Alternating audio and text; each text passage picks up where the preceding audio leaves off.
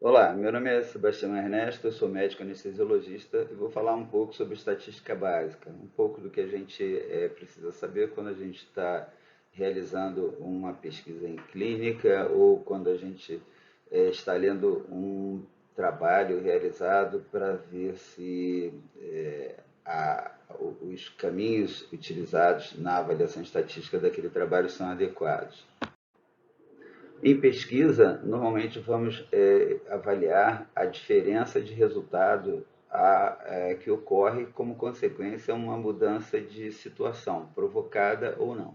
Então, essa mudança, esse resultado, ele é avaliado como desfecho, é o que em pesquisa chamamos de desfecho, é o resultado daquela mudança no estado de uma determinada situação. E para realizar a comparação ou avaliação de um determinado desfecho, precisamos estudar características que são relacionadas a esse desfecho. São as chamadas variáveis.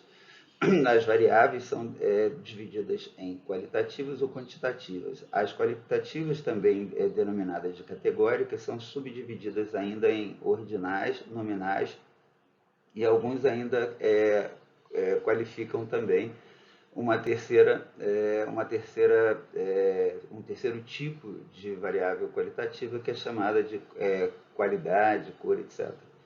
Então, em geral, as variáveis qualitativas vão ser divididas em, por exemplo, cor,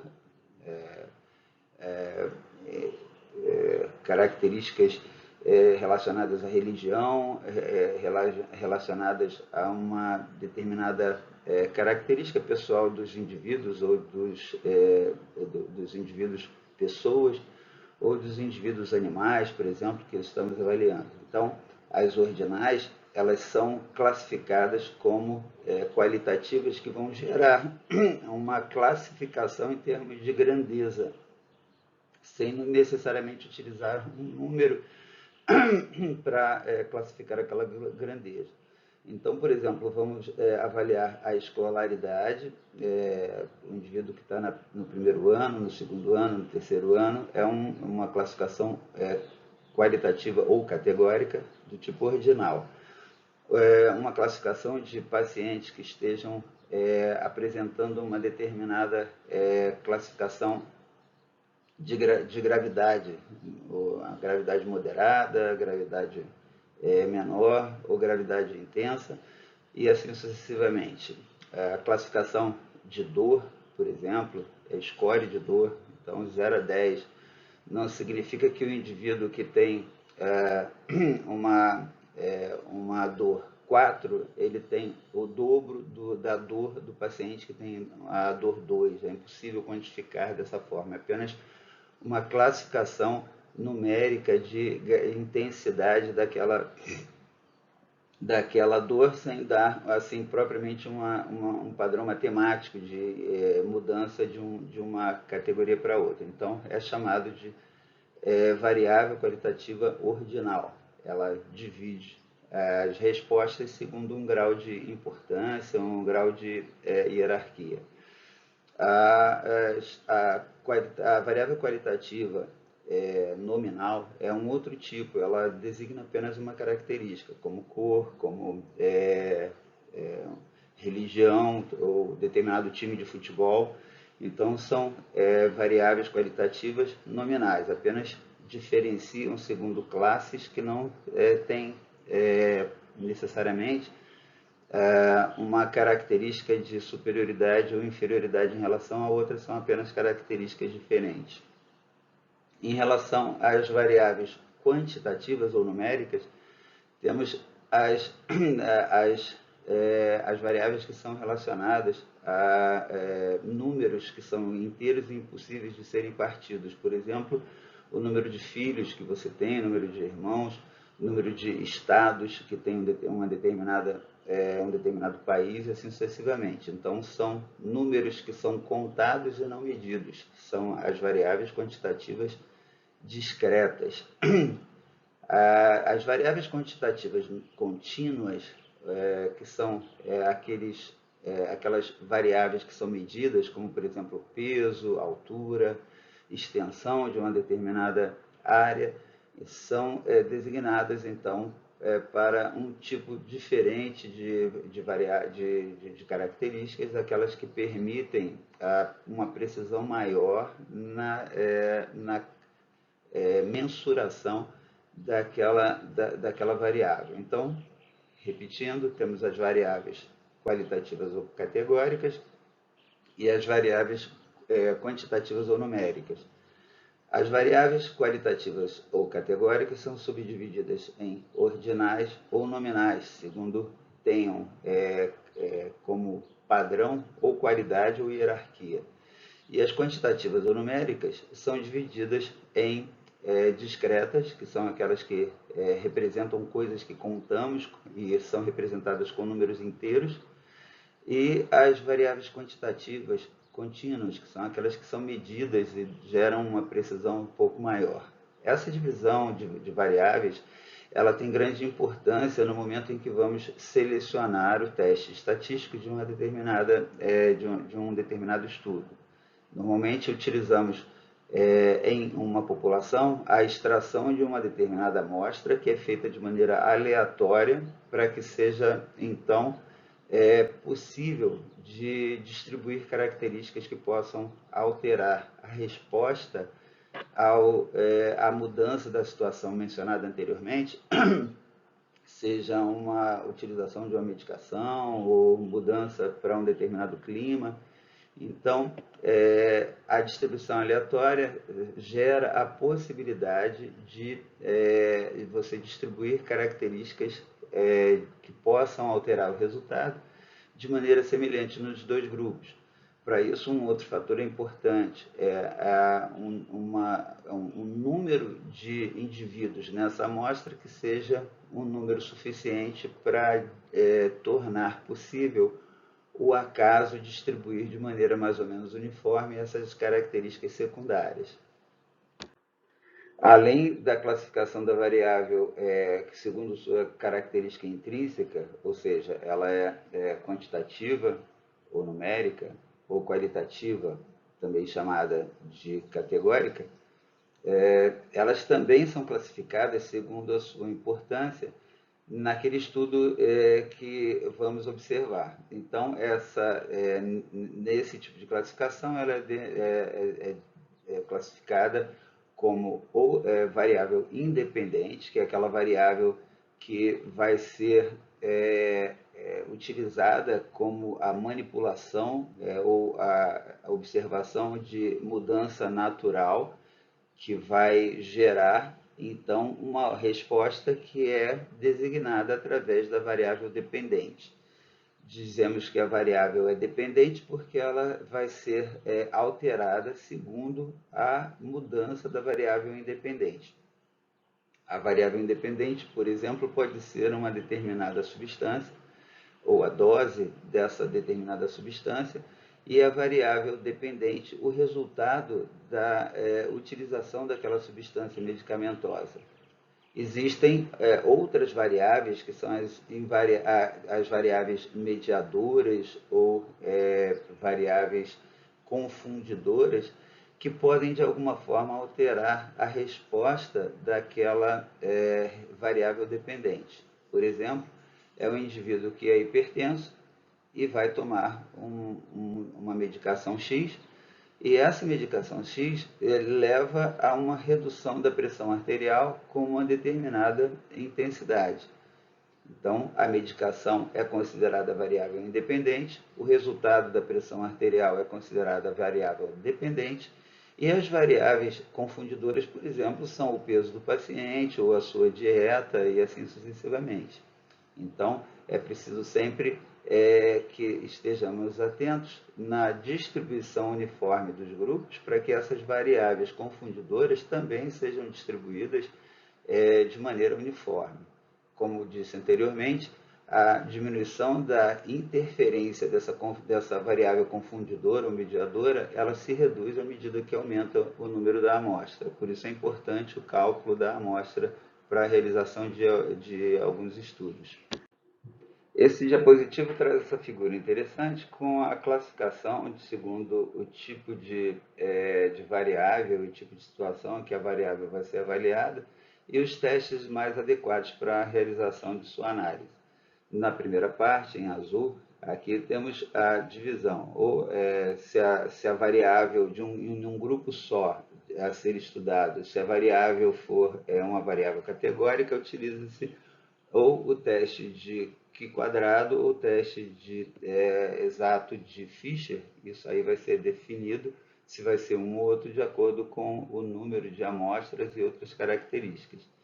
Se a amostra avaliada é uma amostra que apresenta variáveis numéricas, é preciso saber se essas variáveis estão distribuídas segundo um padrão de normalidade. Então, as amostras com distribuição normal, que vai ser visto posteriormente, elas são testadas com os testes paramétricos, ou the student, ou ANOVA, e se não há normalidade na distribuição, os testes são os testes não paramétricos, são os testes de Mann-Whitney, Wilcox, Wixocom, ou outros que vamos ver posteriormente. E para saber se há normalidade ou não, alguns testes podem ser utilizados, entre eles os mais utilizados, o Shapiro-Wilk ou Kolmogorov, Smirnov, que são os testes mais comumente utilizados para saber se aquela amostra de variáveis numéricas apresenta uma distribuição normal. E aí, se vai ser feita a comparação entre 2 ou 3 grupos e as variáveis são dependentes uma das outras ou independentes, e aí você vai escolher o teste ideal. Então, o que é uma variável independente? Então, são dois grupos que não têm nada a ver um com o outro, você faz a divisão daquela amostra em 2 grupos e vai utilizar uma determinada droga num grupo e não vai utilizar, ou vai utilizar outra droga no outro grupo, e vai avaliar, então, o resultado de cada uma daquelas situações em cada um daqueles grupos. O tipo de estudo é diferente, é o chamado tipo dependente, são grupos dependentes ou pareados, são aqueles grupos que você vai tratar o paciente agora, e daqui a 1, 2 dias você vai retirar a medicação para comparar com medicação ou sem medicação, ou vai mudar a medicação numa situação posterior. Então você vai estar examinando a mesma amostra em situações diferentes para comparar naquela mesma amostra o resultado de atitudes, de condutas ou de procedimentos diferentes. Então esse é o chamado teste para amostras dependentes ou pareadas. Então, essa classificação é feita da seguinte forma: se você vai realizar um teste com amostras independentes e que tem distribuição normal, que foi feita pelo estudo, que foi realizada ou confirmada por um dos testes mencionados anteriormente, mais comumente o Shapiro-Wilk. Então, se são apenas 2 amostras, você vai realizar o teste de student. Então, precisam ser 2 amostras com distribuição normal. Se essas 2 amostras em grupos independentes não apresentam distribuição normal, então você usa o teste não paramétrico de Mann-Whitney. Então, de student paramétrico, Mann-Whitney não paramétrico. Se ao invés de 2, você tem mais de 2 amostras, 3, 4 amostras, 3 grupos, perdão, em vez de 2 grupos, você tem mais de 2, 3 grupos, 4 grupos para serem comparados entre si, você vai utilizar. Se os grupos têm distribuição normal, você vai usar o grupo o teste de ANOVA. ANOVA significa análise de variância. Isso se é definido assim porque para utilizar o teste de ANOVA, além de ter distribuição normal, esses grupos diferentes, independentes, eles precisam ter igualdade de variância para poder ser realizado o teste de ANOVA. Se não tem distribuição normal, comprovado pelo teste de distribuição, ou Shapiro-Wilk ou Kolmogorov, Smirnov, se não tem distribuição normal ou se não tem igualdade de variância, então você usa o teste não paramétrico de Kruskal-Wallis. Então essas são as possibilidades. Se você tem distribuição normal, você usa os testes paramétricos, o T-Student ou ANOVA. Tá? O ANOVA, além de distribuição normal, você tem que ter igualdade de variância. Se você não atinge, não cumpre os pré-requisitos para a realização de teste paramétrico, você usa o teste não paramétrico. São 2 grupos Mann-Whitney, são mais 2 grupos Kruskal-Wallis. Agora, se você vai realizar o teste de comparação entre grupos pareados, são grupos que você vai analisar em situações diferentes, mas é o mesmo grupo, então você vai ter que saber se tem distribuição normal ou não. Se tem distribuição normal, você de novo vai utilizar os testes paramétricos, ou o teste de T-Student pareado, que é diferente do outro, que se forem 2 grupos. Se forem mais 2 grupos, então você vai usar o ANOVA, tendo que suprir os pré-requisitos mencionados anteriormente. Se os pré-requisitos para os testes paramétricos não são possíveis, você vai usar os não paramétricos. Se você está comparando os 2 grupos pareados e eles não atingem, não apresentam normalidade, você vai utilizar o teste de Wilcoxon se forem 2 grupos apenas, e se forem mais de 2 grupos, o teste de Friedman. Então, esses são os testes utilizados. O mais frequente em clínica, em ensaios clínicos, são os grupos independentes. Mas se forem grupos dependentes ou pareados, são esses os testes.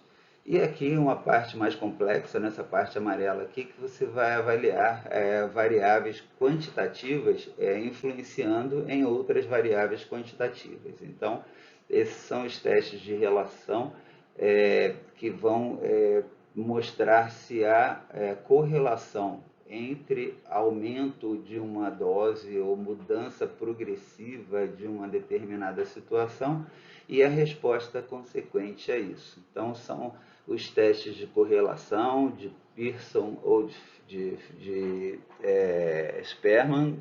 Se for Pearson, quando há distribuição normal, e de Spearman quando não há distribuição normal.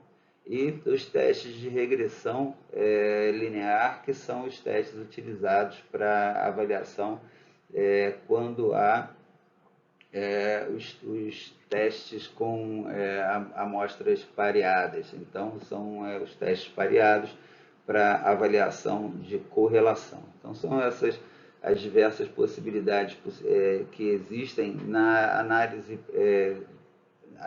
estatística de um estudo de variáveis de uma maneira bastante simples, bastante superficial. Eu não sou estatístico, estou só dando uma pincelada para a gente saber mais ou menos o que acontece nos bastidores de um estudo, clínico, de uma pesquisa clínica, por exemplo. Nesse slide eu trago aqui algumas possibilidades de testes estatísticos para amostras que vão avaliar variáveis qualitativas, as variáveis categóricas. Então, temos aqui o primeiro quadro acima e à esquerda, mostrando o teste do Q quadrado ou X quadrado, como se escreve em algumas publicações, que são feitas naquelas tabelas 2x2, que vão então mostrar a influência de um fator em relação ao outro, mas avaliando respostas através de variáveis categóricas.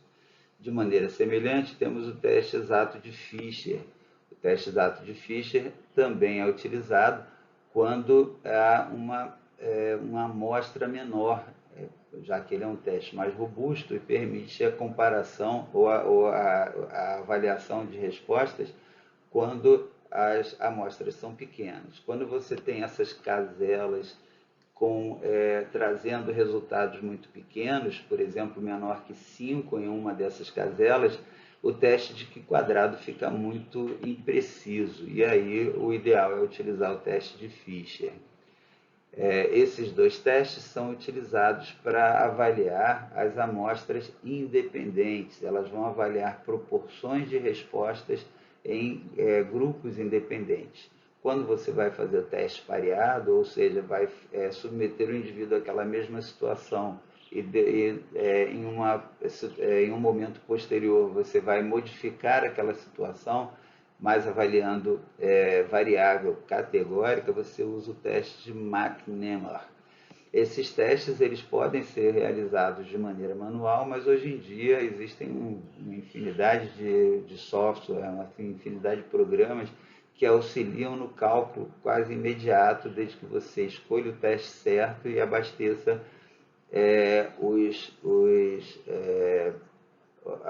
os programas com as informações que eles necessitam. Então, são testes não paramétricos que verificam frequências de acontecimentos em termos de proporção e é preciso entender que para amostras pequenas o Q quadrado ele não é muito robusto, ele não oferece muita precisão, devemos usar o teste de Fischer na situação de amostras não dependentes. E nas amostras dependentes ou pareadas, nos grupos dependentes ou pareados, o teste de McNemar é o teste utilizado com mais frequência. Como foi mencionado anteriormente, você precisa saber nas avaliações de amostras que apresentam variáveis estudadas, que são variáveis numéricas, você precisa saber se essas variáveis vão ter distribuição normal. A distribuição normal é um tipo de distribuição de resultados que apresentam na sua representação gráfica esse tipo de figura em forma de sino, chamado também a curva de Gauss. Essa amostra ela representa uma situação em que, na maioria dos acontecimentos na natureza e os acontecimentos biológicos, há uma representação de uma concentração de resultados em situações que são consideradas mais normais. A pressão arterial, por exemplo, do paciente, existe na população uma quantidade de indivíduos que vão apresentar com uma pressão arterial média, que é o padrão daquela sociedade, daquela população ou daquela amostra. E à medida que a pressão arterial diminui ou aumenta, aquele resultado em termos de número de indivíduos que surgem naquela pesquisa, o número vai diminuindo progressivamente. Então, acredita-se que quando você tem uma distribuição normal, você descobrindo qual é a média daqueles resultados, a cada desvio padrão, você vai reduzindo progressivamente a quantidade de indivíduos que apresentam aquele resultado. Então, considerando que esse ponto central é a média dos resultados encontrados, e a cada marcação nesse gráfico você tem um desvio padrão, ou 2 desvios padrões, ou 3 desvios padrões, então você vai diminuindo progressivamente. À medida que você se afasta da média, você vai diminuindo o número de indivíduos que apresentam os resultados mais afastados. Acontece isso com pressão arterial, com a glicemia, com a dosagem de hormônios. Se você tem uma população e pega uma amostra com um número suficiente para representar aquela população, você vai provavelmente no seu teste ter uma resposta. Se a variável for numérica, vai ter uma resposta com distribuição normal. Para cada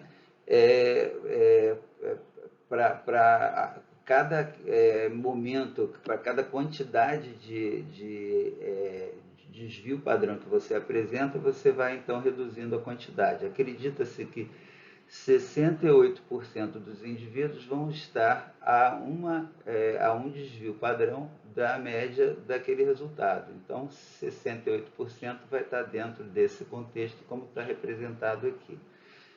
À medida que você afasta, você vai diminuir a quantidade de indivíduos, mas você vai acabar somando mais indivíduos naquela quantidade. Então, se aqui nessa metade você tinha 34 e pegando o desvio padrão para menor e para maior, você vai ter 64. À medida que você vai abraçando mais desvios padrões, você vai aumentando numa velocidade menor, mas vai aumentar a quantidade de indivíduos que surgem ali. Essa é a ideia do desvio padrão. E quando você tem uma normalidade, você vai ter uma possibilidade de, naquela amostra, representar de uma maneira mais significativa ou mais semelhante da população geral. Isso significa que vai ser melhor, vai ser maior a possibilidade de você conseguir a inferência, ou seja, o resultado que você encontrou naquele estudo pode ser inferido para a população em geral. Isso aí também é avaliado com testes estatísticos que são realizados a posteriori. Como eu disse, a distribuição normal vai estar presente em quase tudo que você avaliar na natureza, desde que você tenha uma amostra de tamanho que represente de maneira mais fidedigna o que a população geral, de onde você retirou aquela amostra, é um número de amostra suficiente. Então, no primeiro gráfico aqui acima e à esquerda, apresenta então uma curva de Gauss, uma demonstração de normalidade para uma turma de alunos em relação à sua idade. Então, a idade central aqui vai ser a média e os desvios padrões vão representar a que intensidade de velocidade essa faixa de idade vai sendo reduzida, ou para baixo ou para cima. Então, quanto mais longe da média, menor a quantidade de alunos com idades diferentes daquela da média. E aqui nesse outro gráfico, a representação da pressão arterial. Então, a pressão arterial média, ela tem uma determinada média que é considerada normal na população, uma variação que é aceita como normal, e à medida que se afasta da média, então a redução do número de representantes com pressões menores ou maiores vai acontecendo progressivamente, e por isso é a chamada curva de normalidade. Longe do centro dela, começam a surgir as anormalidades. Aqui nessa outra figura, a representação de uma curva de normalidade simétrica, uma curva de Gauss perfeita, onde vamos encontrar o resultado de média, moda e mediana, todas no mesmo ponto. Lembrando que média é a soma dos resultados dividido pelo número de indivíduos que apresentaram os resultados que são considerados nessa soma. Então, a média está representada aqui, a moda, que é o maior número de resultados semelhantes, também está aqui, e a mediana, que é o ponto central. Quando você tem todos os resultados das amostras colocadas numa disposição crescente ou decrescente, o ponto central do número de respostas é o resultado da mediana. Então, na curva de normalidade simétrica, você vai apresentar a coincidência dos três resultados, média, mediana e moda, todas no mesmo ponto. E quando há um desvio para a direita ou para a esquerda do ponto máximo da curva, ou seja, da moda, o número maior de resultados semelhantes, ele começa a fugir daquela coincidência com mediana e com média, e isso gera uma expectativa de que o resultado talvez não represente naquela amostra o que seria encontrado se o estudo fosse feito na população em geral. Lembrando que a gente normalmente não faz o estudo na população em geral, por ser muito caro, por ser improdutivo, por ser muitas vezes impossível. Então, pelo grande número, você não vai perguntar a cada brasileiro numa pesquisa estatística em quem ele vai votar na próxima eleição. Para isso, você vai ter o dia da eleição. Você faz a pesquisa para ter uma previsão do resultado. Então, você pega a amostra da população e, se essa amostra for bem distribuída e for um número suficiente, ela vai gerar uma curva como a curva superior nessa figura. Mas se a amostra não for suficiente, aquela moda, aquele maior resultado de respostas semelhantes vai ser desviada em relação ou para a direita ou para a esquerda da mediana e da média, e assim o resultado fica menos confiável. Bom, já vimos que variáveis categóricas são analisadas ou pelo Q² ou pelo teste exato de Fisher, se a amostra for muito pequena, ou McNemar, se se os grupos forem pareados ou grupos dependentes. As variáveis numéricas podem sofrer avaliação ou podem ser submetidas à avaliação dos mais variados testes, dependendo também de algumas características que apresentarem. Como foi dito, aqueles que apresentam normalidade são os ideais para ser avaliados a partir de comparação de média. Se você tem, então, amostras com resultados que mostram distribuição normal, é importante, então, que se inicie a pesquisa, a análise estatística a partir de média. Como que se calcula a média? A média é calculada somando-se o resultado de cada um dos indivíduos dividido pelo número de indivíduos. Nesse exemplo, nesse diapositivo, os indivíduos aqui são os dias da semana, e são comparados 4 grupos, cada um dos grupos representando um funcionário.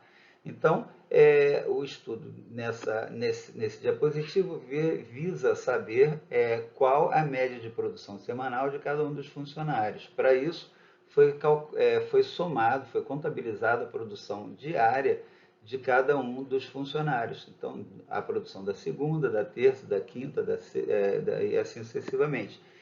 Somados os resultados da semana, foi feita a divisão pelo número de dias contabilizados para saber a média.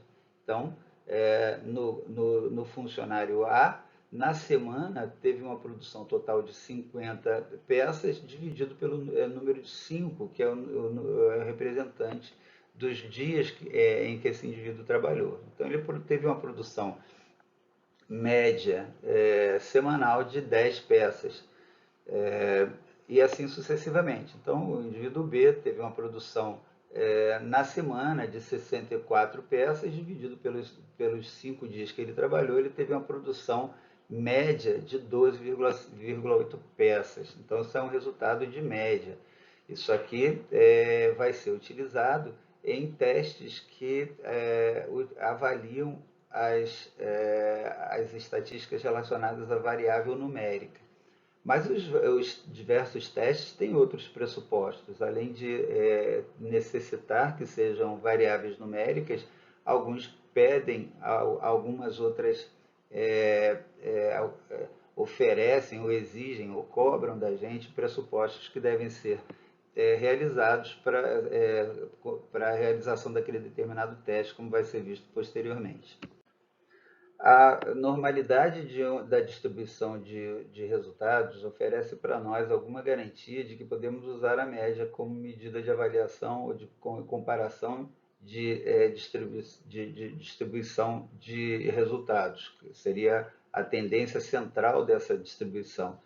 Então, a média, como sabemos, é obtida pela soma de cada um dos resultados dividido pelo número de indivíduos que foi avaliado. Então, por exemplo, para saber a média da idade dessas crianças, nesse primeiro exemplo aqui, as crianças são em número de 5 e as idades delas são 3, 5, 6, 7 e 9. Para saber a média de idade, então, somamos as idades e dividimos pelo número de crianças. Então, deu resultado média 6. Para saber a importância dessa média em relação ao resultado da distribuição, é importante também conhecer o desvio padrão, para saber qual que seria a normalidade ou os resultados mais esperados nessa tendência central dos indivíduos que estamos estudando. Então, a partir da média, vamos construir dois conceitos importantes na avaliação estatística de variáveis numéricas nos estudos de pesquisa estatística. Então, a partir da média é obtida a variância, um conceito extremamente importante. Como se descobre a variância? A variância é a expressão de quão variável foram os resultados em relação a essa tendência central que é a média. Então, temos aqui, nesse quadro abaixo, à esquerda, a representação das idades de cada um dos indivíduos, e para saber a variância, vamos subtrair da idade de cada um o resultado da média. No primeiro indivíduo, por exemplo, que tinha 3 anos, menos 6, que foi a média, daria um resultado negativo de 3, então menos 3. Esses desvios todos de cada um dos indivíduos em relação à média, vai dar um resultado que, se somarmos, vejam bem, menos 3 com menos 1 dá menos 4, 3 positivo com 1 dá 4, então menos 4 mais 4 vai dar 0, sempre vai acontecer dessa forma. O início do cálculo da variância é feito a partir da variação que cada um dos indivíduos apresentou em relação à média. Como esse resultado sempre soma zero, optou-se pela elevação de cada um dos resultados ao quadrado para transformar todos esses resultados num valor positivo. Então, 3 virou 9, menos 1 virou 1, 1 positivo virou 1 e 3 positivo virou 9. Aqui temos o quadrado dos desvios, que são esses cálculos, o quadrado dos desvios do exemplo que estamos observando. Para saber a variância, existe uma fórmula. A variância é igual à soma do quadrado dos desvios. Então, seria 9 mais 1, 10, mais 1, 11, mais 9, 20, dividido pelo número de indivíduos menos 1. Então, seria o resultado 20 menos o número de indivíduos é 5 menos 1, 4. Então, seria 20, como está nesse quadro aqui abaixo, 20 dividido por 4. Então, a variância é igual a 5. E para se obter o valor do desvio padrão, é só pegar o valor da variância e tirar a raiz quadrada dele. Então, a raiz quadrada de 5 é igual ao desvio padrão. Então, o desvio padrão é obtido a partir dessa evolução de cálculos. Primeiro, obtém-se a média, obtém-se os desvios de cada um dos indivíduos em relação à média, eleva-se cada um desses resultados ao quadrado, e essa soma desses resultados de todos os quadrados vai ser dividido pelo número de indivíduos menos 1 para obter a variância.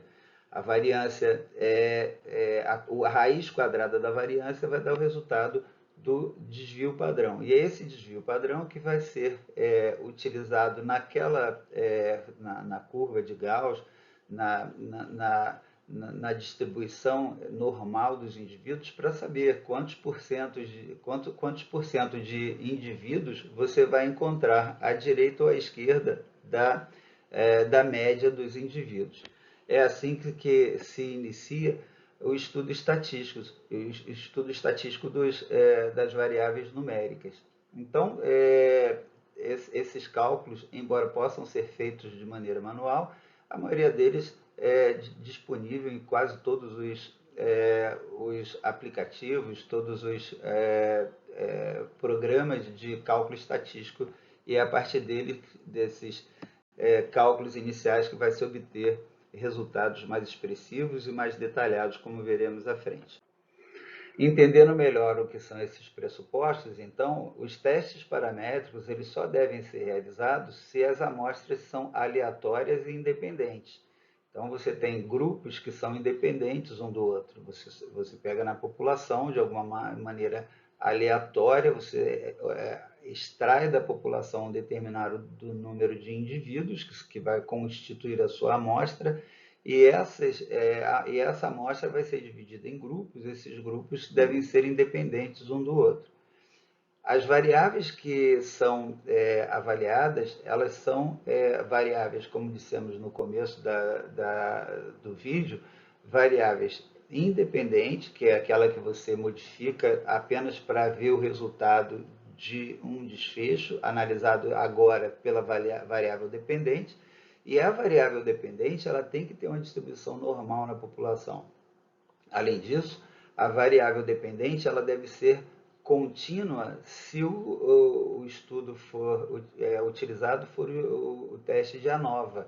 E lembramos que a variável contínua é uma variável numérica que tem a característica de ser mensurada, ela não é contada, não é o número de filhos, não é o número de dias, não é o número de funcionários. Esses são variáveis numéricas do tipo discreta. As variáveis contínuas são o peso, a altura, a extensão, o comprimento de alguma coisa. Então, para uso de teste paramétrico, a variável dependente, aquela que vai ser a variável estudada, que muda conforme a situação do estudo, ela deve ser contínua. E, além disso, a variância em cada um dos grupos deve ser igual à variância do outro grupo. Então, a variância ela deve ser mantida semelhante, pelo menos, nos grupos dos diferentes grupos. Se forem dois grupos, utiliza-se o teste t-student se for nessas condições, e se forem mais de dois grupos, o teste utilizado é a ANOVA. Então, a igualdade de variância também deve ser testada através de um determinado teste chamado teste Levene.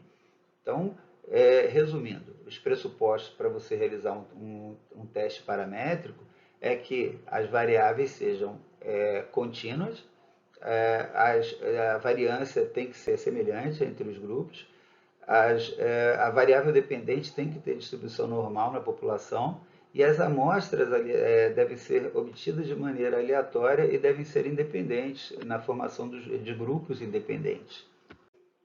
Mas, às vezes, quando a gente põe lá os resultados da distribuição numérica para avaliação, ou com o Shapiro-Wilks, ou com o teste de Kolmogorov, para observação da normalidade, e um desses testes, quando é utilizado e mostra que não há normalidade, aí a gente não pode usar o teste paramétrico, porque não vai apresentar uma distribuição normal, a curva não vai ser igual a esse gráfico superior. Ele vai ficar semelhante a esse de alguma forma, ou com a tendência para a esquerda ou para a direita. E aí, tanto o Shapiro-Wilks ou o Kolmogorov mostrando que não há normalidade, a gente não pode utilizar a média e o teste não pode mais ser paramétrico. Existem outras situações em que o teste não pode ser paramétrico, se não tiver igualdade de variância e algumas outras daquelas situações, grupos muito pequenos, quando você tem uma amostra muito pequena que resulta em grupos com menos de 20 indivíduos, fica muito difícil aquilo gerar uma distribuição normal na avaliação. Então, você, nesses casos, tem que usar, ou é mais indicado, a utilização de teste não paramétrico para variáveis numéricas. E aí você vai utilizar a moda ou a mediana, vai usar a distância interquartil, enfim. Para saber o que é moda, é só você ver no exemplo citado aqui nesse diapositivo, onde há 9 resultados, você pega esses resultados e coloca, como aqui nessa linha, na ordem crescente. Pode ser na decrescente também, mas o mais usual é colocar na ordem crescente. Você vai no número central, se aqui tem 9 números, 9 resultados, o quinto resultado é o resultado central, a mediana é igual a 8. Nesse outro exemplo, o valor central é 7. Então, temos duas medianas diferentes, dependendo do que você apresenta de resultados naquelas amostras. E falamos então de mediana, que é o valor central, para avaliar a tendência de distribuição central numa avaliação não paramétrica. E o que é moda? Moda é aquele resultado que se repete mais vezes. Aqui nós temos o 8 repetindo 3 vezes, então ele é o que se repetiu mais vezes. A moda desse estudo, dessa amostra, é 8. Então esse 8 seria a base central dessa linha que representa a moda, diferente, bem distante da mediana e mais distante da média. No caso desse exemplo aqui, então nós tivemos 8 como moda, 8 como mediana e tivemos uma média de 14,4, muito superior devido a esses valores que estão no final aqui, que são muito grandes em relação aos valores iniciais. Então, não há uma distribuição normal e a média, então, ela ficaria com uma tendência muito exagerada para aquela amostra que se apresenta nesse resultado. Nesse exemplo abaixo, a distribuição foi tal que nós mostramos aqui o número central igual a 7, que é a mediana. Houve repetição do 4 e do 5, mas os dois algarismos foram repetidos 2 vezes e nenhum outro se repetiu. Então, como tivemos duas modas, dizemos que esse exemplo foi bimodal. E enquanto tivemos 7 de mediana e 4 e 5 de moda, a média aqui foi igual a 13,4, muito diferente do que seria se fosse uma distribuição normal, né? Se fosse distribuição normal, todos os resultados cairiam na mesma linha. Então, por isso, quando não conseguimos não conseguimos obter resultados que tenham distribuição normal, não devemos utilizar os testes paramétricos, devemos usar os testes não paramétricos, que foram citados naquele gráfico, né? Então, em relação ao T-Student, temos o Mann-Whitney, em relação à nova temos o Critical Wallace e assim sucessivamente, tá? Então, resumindo de uma forma bastante simples, se a amostra traz para nós variáveis qualitativas ou categóricas, vamos analisar essas variáveis pelo teste de Q quadrado. Mas, se tiver um grupo muito pequeno, com poucos representantes naquelas caselas, a gente vai utilizar o teste exato de Fisher. O teste exato de Fisher é mais adequado para esses grupos menores. Se, por outro lado, você vai comparar amostras com variáveis qualitativas, você pode continuar utilizando esses mesmos testes. Mas se as amostras forem pareadas, aquele tipo de amostra que você faz o teste antes e depois de um determinado procedimento, para comparar o antes e depois, aí você não pode usar essas técnicas, você usa McNemar. Voltando aqui, então, se ao invés de variável numérica, variável qualitativa, você tem variável numérica ou quantitativa, você vai submeter os seus resultados a um desses dois testes, ou Shapiro-Wilk ou Kolmogorov-Smirnov.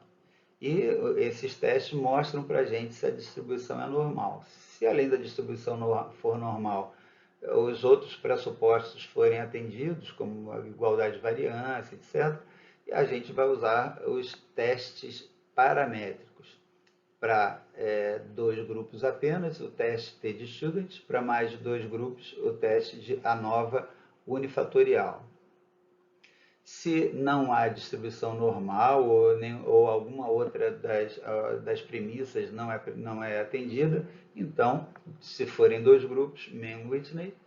Se forem mais dois grupos, Kruskal-Wallis. Esses são os dois testes não paramétricos para comparar amostras independentes cujas variáveis não atenderam às premissas dos testes paramétricos. Temos também os testes para aquelas situações de variáveis numéricas que são utilizadas em estudo com amostras pareadas, resultados pareados. Você faz o teste antes e depois de um determinado procedimento. Se foram só duas medidas, uma antes e uma depois, então teste T pareado. Se foram várias medidas consecutivas, então mais de duas medidas, a nova medidas repetidas.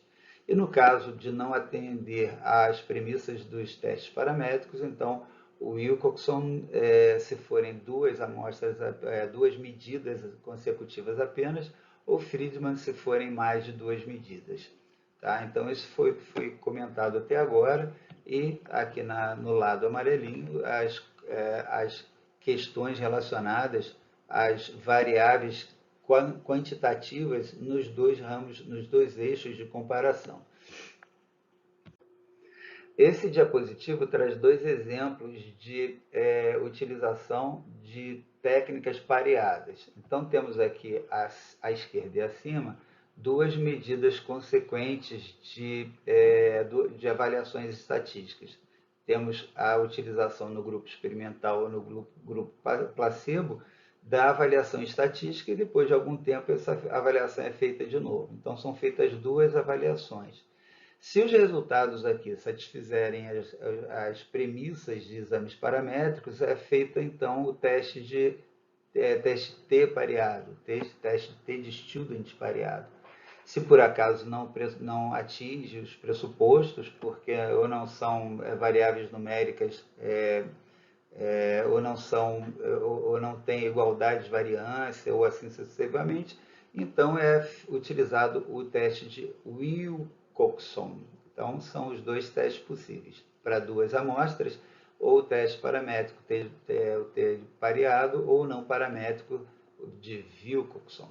Para estudos com mais de duas amostras, ou seja, ao longo do tempo são feitas mais de duas avaliações, como nesse exemplo aqui embaixo, onde é feita após a utilização de um placebo num grupo e de uma medicação no outro grupo, durante algum tempo são feitas avaliações, na segunda semana, na quarta semana e na sexta semana. Então, são mais de duas avaliações em cada grupo. Essa avaliação, então, é feita pelo teste de ANOVA medidas repetidas, se houver satisfação das premissas dos testes paramétricos. Lembrando que para ANOVA medidas repetidas, além das premissas já comentadas anteriormente, a gente tem que ter também a igualdade de variância. A igualdade de variância é um conceito que gera um nome. Isso aí chama-se esfericidade. Se não tiver esfericidade, você não pode usar a nova medidas repetidas, a não ser que você passe isso por um determinado processo de correção. Existe uma correção que pode ser feita para utilizar esse teste da nova medida repetida em algumas situações em que a esfericidade não é atingida. E o que é a esfericidade?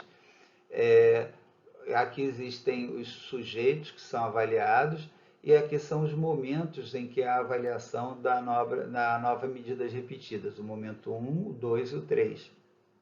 Para cada indivíduo é descoberta a variância em cada um dos três momentos. Indivíduo 1, no momento 1, no momento 2 e no momento 3, e nos outros indivíduos também. Então, é feita a comparação de variância de todos esses indivíduos, e depois é feito o cálculo da variância de cada um dos indivíduos em cada um dos momentos avaliados, e depois é feita a diferença de variância 2 a 2. Então, em cada indivíduo é comparado o momento 1 com 2, o 1 com 3 e o 2 com 3.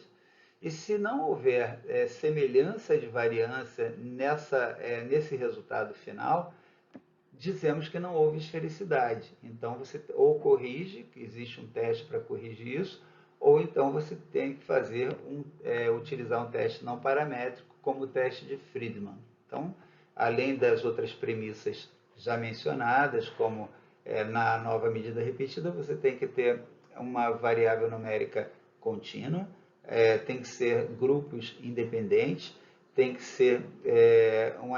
ter uma distribuição normal e tem que ter igualdade de variância. Mas além da igualdade de variância, você tem que ter esfericidade. Se não tiver esfericidade e você não corrigir, o resultado vai dar errado. Então, são essas premissas que são relacionadas com exames paramétricos com técnicas de medida repetida ou exame pareado.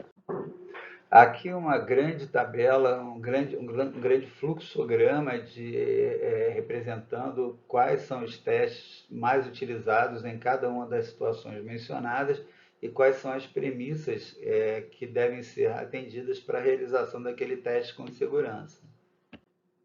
Pessoal, esse é apenas um resumo bem básico de estatística para a realização de estudos ou para entender o que foi feito no estudo que estamos lendo. Espero que tenham gostado do conteúdo e muito obrigado. Compartilhem se gostaram e se inscrevam no nosso canal.